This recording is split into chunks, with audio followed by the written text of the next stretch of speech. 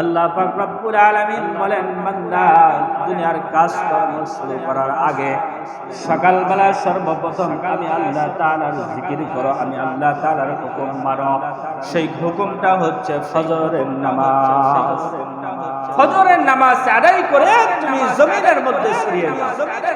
আল্লাহ তাআলা বলেন, যখন তুমি আমার হুকুম সর্বপ্রথম পালন করবা, আমার হুকুম পালন করার পর যখন জমিনের মধ্যে ছড়িয়ে পড়বা রিজিকের জন্য। কিসের জন্য? কিসের জন্য? কথা বলেন, কিসের জন্য? রিজিকের জন্য যখন ছড়িয়ে পড়বা, অল্প সময় তুমি জোহরের পূর্ব মুহূর্ত পর্যন্ত জমিনের মধ্যে কাজকর্ম করবা, রিজিকের অন্বেষণ করার জন্য সময় দিবা। এই অল্প সময়ের মধ্যে আমি আল্লাহ তাআলা তোমার রিজিকের মধ্যে বরকত দান করে দিব। সুবহানাল্লাহ। কথা কার? জোরে বলেন কার? আল্লাহর কথা কি মিথ্যা হতে পারে? সেই কথাটা তো আমি আপনি দিলের মধ্যে বসাইতে পারি,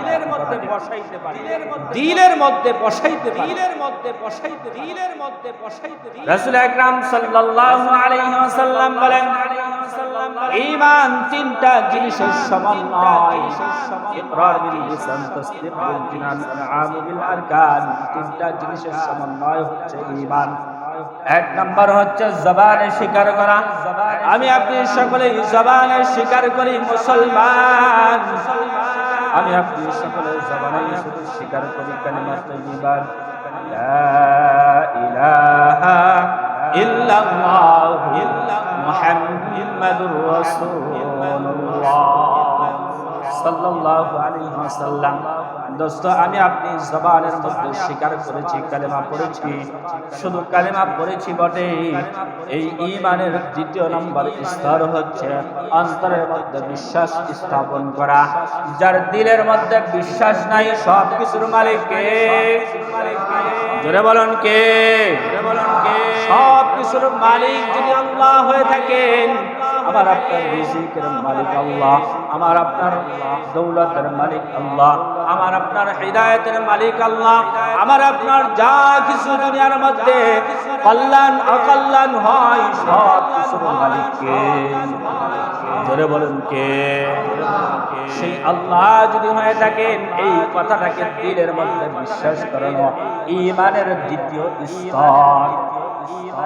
একটা জিনিসই শুধু ঈমান হয় না, জবানে স্বীকার করলেই মুসলমান হওয়া যায় না, ঈমানদার হওয়া যায় না। কি কথা ঠিক কিনা? ও দোস্ত, আমি আপনি কালেমা পড়ি, এই কালেমা কিন্তু হিন্দুদের মধ্যে অনেক হিন্দুরা কালেমা পড়তে পারে, আছে কি নাই?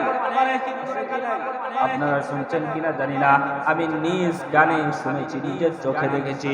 একজন হিন্দু, সেই ব্যক্তি ভিক্ষা করার জন্য আসছে। কোন একদিন আমার বাসার মধ্যে আসছে, একটু পাগলা টাইপের। বলেছি, তুমি কি কালেমা পড়ো? বলে, হ্যাঁ আমি কালেমা পড়ি। বলো তো দেখি। সুন্দর করে কালেমা পড়লো। আসলে এই কালেমা পড়ার দ্বারা কি সে ব্যক্তি মুসলমান হবে? কি বলেন হবে? আসলে সে শুধু জবানে স্বীকার করেছে, অন্তরে বিশ্বাস নাই, যার কারণে ওই ব্যক্তি মুসলমান হতে পারবে না যদি দিলের মধ্যে বিশ্বাস না থাকে। কথা বলেন ঠিক কি না? আমার আপনার রবকে, সেই মালিকের পরিচয় যদি আমার আপনার দিলের মধ্যে না থাকে, সেই মালিকের প্রতি বিশ্বাস যদি না থাকে, আল্লাহ পাক রব্বুল আলামিন বলেছেন, বান্দা আমার হুকুম মানার পরে জমিনে সরিয়া পড়ো। কিন্তু আমি আপনি তো কখনোই আল্লাহ পাকের হুকুম মানার পর জমিনে যাওয়ার চিন্তা ভাবনা করি না। আরে আজকে আমি যদি আযানের পূর্বেই খেতে যাই, জমিনের মধ্যে যাই, কাজটা আমি একটু আগেই শেষ করতে পারবো। আরে অমুক কাজটা জমিনের আগেই শেষ হতে পারে। নামাজের আগেই যদি আমি জমিনে যাই, নামাজ বাদ দিয়ে সকালবেলা, ভোরবেলা, খুব সকালবেলা মসজিদের মুয়াজ্জিন যখন আযান দেয়, আমরা দল বেঁধে জমিনের মধ্যে ছড়িয়ে পড়তে চলে যাই। ও বাবা, এই যে দল বেঁধে চলে গেলাম, এর মধ্যে কিন্তু আল্লাহ তাআলা বরকত রাখে নাই। আল্লাহ পাক রব্বুল আলামিন বলেছেন, আমার হুকুম মানার পর তোমরা জমিনে ছড়িয়ে পড়ো। যদি আমার হুকুম মানার পর জমিনের মধ্যে ছড়িয়ে পড়ো, তাহলেই তোমাদের অল্প সময়ের কাজের মধ্যে আমি আল্লাহ বরকত দিব।